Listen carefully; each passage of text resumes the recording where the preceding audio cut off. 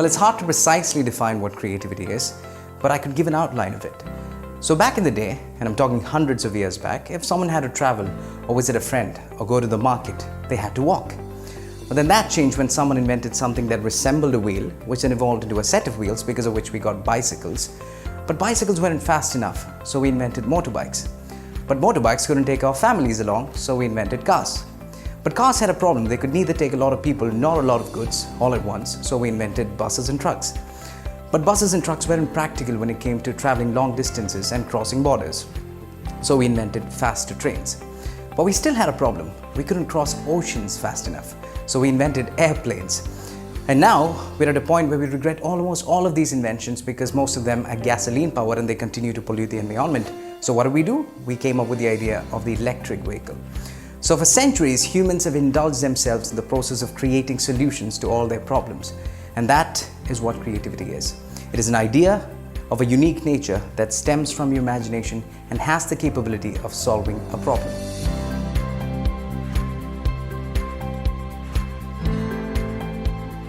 Well, it's interesting that we don't ask this question more often because right from when you're a kid, when you start socializing, the first thing your parents demand is creative thinking. They almost do it to a point where you start hating the term and then you go to school hoping that things would be better. But at school, you realize that your teachers would ask you for creative answers. And then you think, okay, I'll go to university, find a job, get things sorted. Hopefully creativity won't come back to haunt me. But the first thing that happens at work is your manager would ask you for creative ideas. So there is absolutely no end to the demand for creativity, so there is no escape from it either. What happens if you don't have creativity? Well, imagine a factory where people stand in a line wearing a uniform, placing cashews on top of each biscuit that passes by the conveyor, or sprinkling almond flakes on top of each chocolate bar that goes by, or closing the lid of containers one by one. Those jobs are gone. They've all been replaced by technology. So because those were non-creative repetitive jobs, so if what you're doing is a non-creative repetitive job, then the chances are that you might as well be replaced. Which is why in China, high-profile restaurants have already started replacing receptionists with robots. In Japan, grocery stores that sell packed milk, bottled water, chocolate bars and biscuits have all been replaced by vending machines. Cashiers are being replaced now. Customer care centers are being replaced now. Travel agencies are being replaced now. And it's not a new trend. I mean, in India, we got our first ATM in 1987 thanks to HSBC. And ever since then, fewer people went to the bank. Now, fewer people go to the ATM because we have one-touch payments and digital transfer options.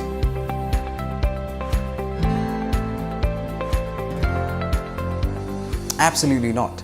If someone tells you that, they're either misinformed or uninformed. Not every job requires creativity. There are certain jobs that demand creativity. There are certain jobs, if you attempt to be creative, you could land in trouble. For instance, have you ever seen a doctor wake up one day and say, I'm going to do a creative surgery today? Or a driver tell his passengers, how about a creative driving experience through the hairpin curves of Munnar? He would never say that. No accountant has ever tallied a balance sheet creatively. If he has, he's probably gone to jail.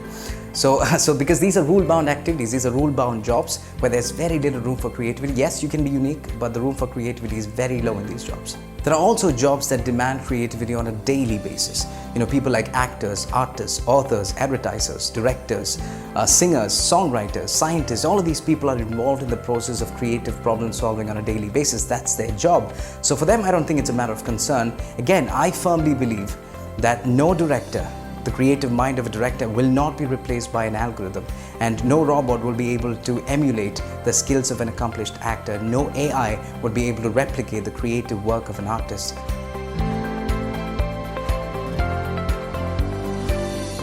As a matter of fact, yes. But the good news is there will be more jobs created than that is lost. For instance, the World Economic Forum released data that suggests that although 75 million jobs will be lost because of AI, 133 million jobs will be created, so that's a net addition of 58 million. So here's how it works. Many restaurants had to close down partly because of COVID and partly because of technological advancements. So the ones that are partly operational usually work with a manager and a few chefs. So they had to send home cashiers, they had to send home cleaners, they had to send home waiters, they had to send home receptionists, they had to send home ushers, they had to send home security guards. So there are jobs lost on the one hand. But on the other hand, thanks to delivery apps, thousands of young men and women are able to work as delivery boys and girls across the nation. You know, there are jobs created. Same with the textile industry. Garment industry suffered a lot because of COVID, and many people were sent home. Most of the shopkeepers lost their jobs. But now, because of technology, most of them are online entrepreneurs. They're selling clothes online. In fact, some of them have employed other people, so there are jobs created. Many housewives, for instance, started online boutiques and confectionery stores. So the only thing is, technology keeps changing. We have to update ourselves. We have to either adopt the technology or adapt to the technology.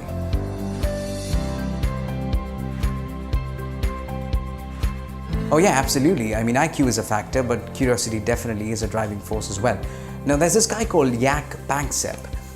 He's a neuroscientist. Now, 25 years back, he had a strange thought in his mind. I'm sure none of us would have had such a thought ever. So the thought was, he thought to himself, what happens if I tickle a rat? This was his thought. So what did he do? He caught a rat and he tickled it with the tip of his pencil and realized that the rat was actually laughing. And to make sure, he slowed down the ultrasonic waves and listened to it and understood that the rat was actually giggling. So this might sound silly, but it turned out to be a breakthrough discovery, because it was then that people realized that mammals had a play circuit, all these small animals had a play circuit as well. That was a groundbreaking discovery. But where did that come from? A single silly thought. And that's the power of curiosity.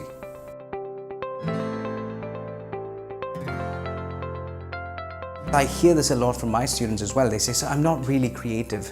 I'm not inherently creative because I didn't have the money, I didn't have the facilities, I didn't have the confidence, I didn't have the communication skills, I didn't have the guidance, I didn't have the parents, I didn't have the circumstance. They give you a myriad of reasons, but then you think to yourself, I mean, if you really didn't have the money or the confidence or the communication skills or the personality or the guidance or the parents, and you could survive for 20 years, then that means you're a problem solver. And problem solving is potential for creativity. So maybe you're creative, but you don't know it yet.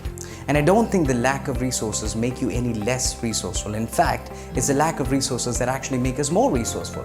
I mean, there's this scene from a very famous movie. It's called Bahubali, the first part of it. And this happens towards the end of the first part, where the princes, before the war, they get to divide the weapons. In Palal keeps almost all the weapons, and Bahubali gets almost nothing.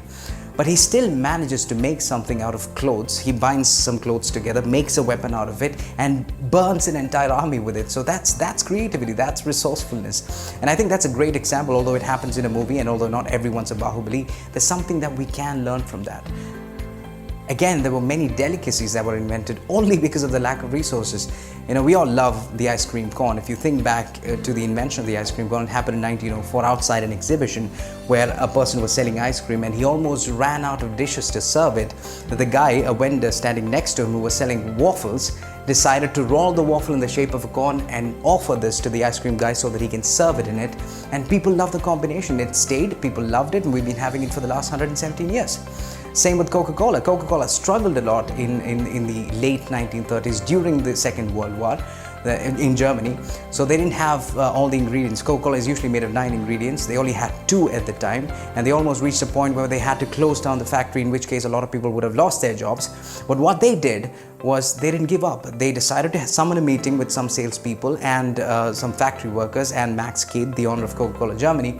So they decided to use their imagination and the 2 ingredients to come up with a new product, which they called fantasy during the time, which meant imagination in German, and we call it Fanta today.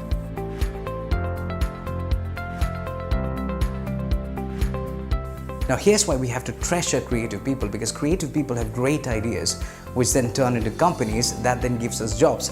So I think as long as there are creative people in the world, there will be jobs. Okay, take Baiju Ravindran for instance. He had a great idea in his mind in the early 2010s. He monetized it, he made it a company, and now he's employing a lot of people. So here's the thing, not everyone's creative, and not everyone who's creative is successful, but there is still a way you can work towards creativity, because we need it. And as I said earlier, there is absolutely no escape from it either.